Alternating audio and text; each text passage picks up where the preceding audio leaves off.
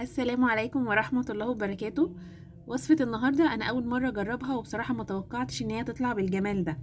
هنعمل مع بعض فطاير بالكاستر والسكر، حاجة كده طعمها يشبه البريوش أو الدنش، بس تحفة. لو جربتوها هتعجبكم جدا.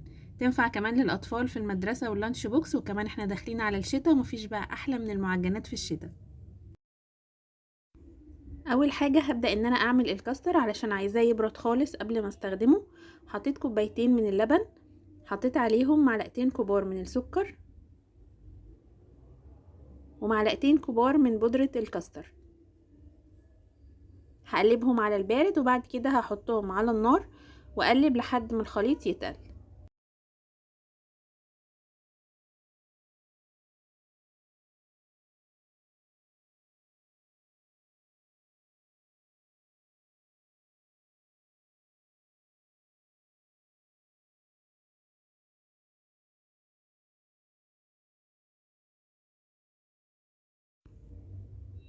تقل كده وبقى بالشكل ده، هسيبه دلوقتي يبرد وهجهز العجينة.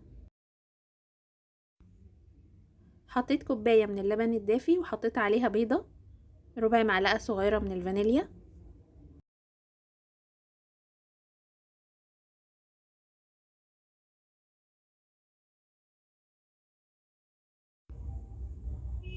هنا بقى عندي معلقة كبيرة من الخميرة، ربع معلقة صغيرة من الملح، معلقتين كبار من السكر، معلقة صغيرة من البيكنج باودر. هنزل المكونات دي كلها على اللبن والبيض وهخلطهم مع بعض كويس، وبعد كده هبدأ ان انا انزل بالدقيق شوية شوية لحد ما العجينة تلم.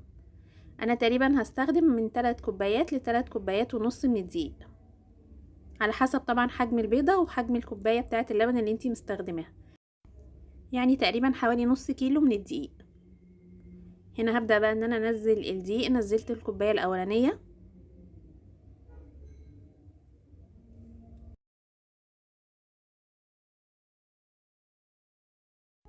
وهنا حطيت كوباية كمان.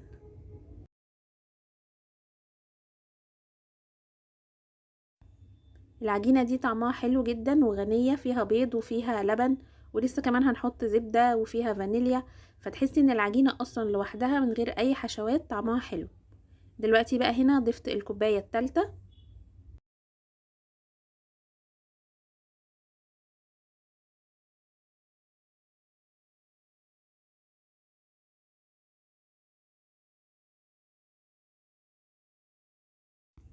هعجن فيها بقى شوية سواء في العجان او على ايدك، علشان العجينة تبقى هشة وطرية وتاخدي في الاخر نتيجة حلوة. هنا العجينة لمت بالشكل ده. اخر بقى مكون هضيفه هي معلقة من الزبدة، معلقة كبيرة مش مليانة قوي. هخلطها مع العجينة وكده هتبقى جهزت عندي.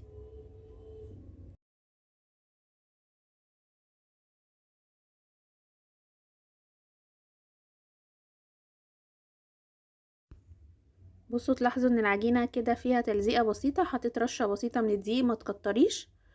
وهسيبها بقى دلوقتي لحد ما تخمر، وبعد كده هنبدأ ان احنا نشكلها.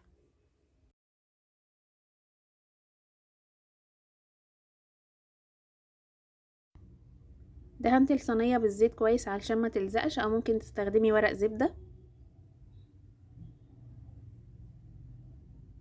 وهنا العجينة كانت اختمرت، هنزلها بقى على المفرش عشان ابدأ ان انا اقسمها. انا هقسمها على 8 قطع، ممكن تصغري عن كده على حسب بقى الحجم اللي انتي عايزاه.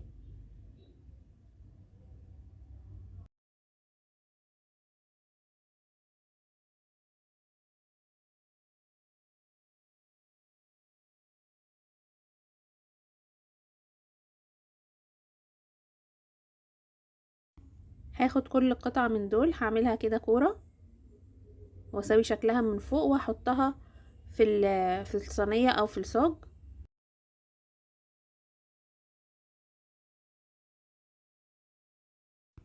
وراعي ان يبقى في مسافة كبيرة ما بين كل واحدة والتانية، علشان في الاخر لسه طبعا حجمها هيزيد، ولسه هتشوفوا لما هنشكلها فهتاخد مكان.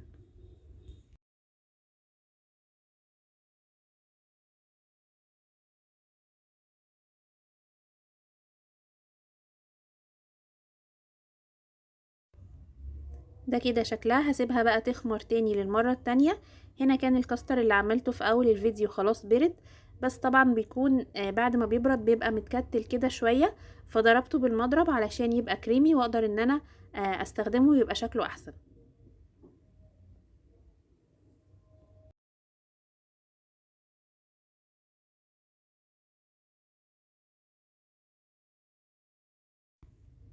هنا العجينة كانت خمرت بعد التشكيل. جبت بقى كوباية حطيتها كده من تحت في الدقيق وعملت كده وسعت مكان في النص علشان احط فيه الكاستر.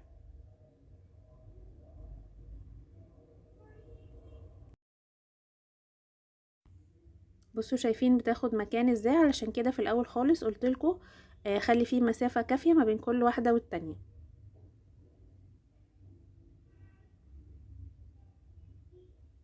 بساوي كده شكلها بالمنظر ده. بعد كده هاخد بقى من الكاستر اللي انا عملته واحط جوه كل واحدة حوالي معلقة كبيرة او معلقة ونص، وعلى حسب برضو حجم الفطاير اللي انتي عاملاها، ممكن تعمليها اصغر من كده.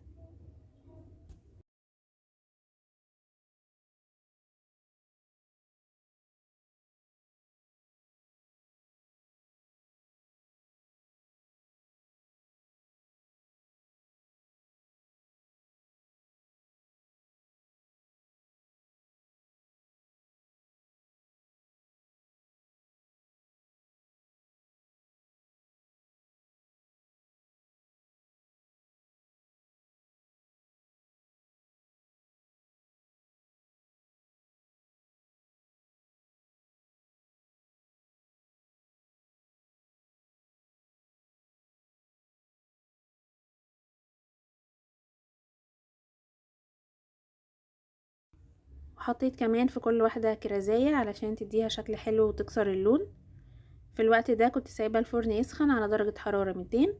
دخلت الفطاير على طول، قعدت تقريبا من تلت ساعة لنص ساعة مش اكتر من كده. اخدت لون حلو زي ما هتشوفوها معايا دلوقتي.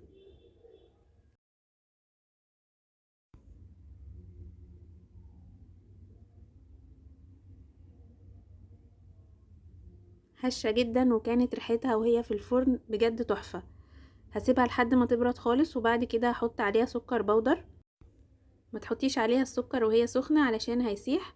ممكن بدل السكر تدهنيها بمربى، هيخلي برضو شكلها يلمع وطعمها هيبقى حلو قوي.